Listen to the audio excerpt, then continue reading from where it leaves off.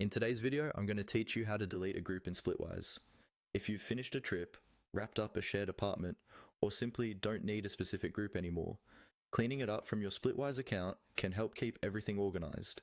In this walkthrough, I'll show you exactly where to click and what to look out for so you can safely remove a group you no longer use. First, open Splitwise in your browser and sign into your account if you're not already logged in. Once you're on the main dashboard, look for the list of your groups, usually on the left-hand side of the screen. Take a moment to make sure you're selecting the correct group, especially if you have several with similar names like multiple trips or recurring events. Click on the group that you want to delete to open its main page. Inside the group, you'll see all the expenses, balances, and members associated with it. Before deleting, it's a good idea to quickly scan the balances and confirm that everything is settled and there are no outstanding amounts between group members. Deleting a group is better done after debts are cleared, so no one loses track of what they owe. Now, look for the settings area for that group. This is usually indicated by a gear icon or a button labeled Settings near the top of the group page. Go ahead and click on the group settings.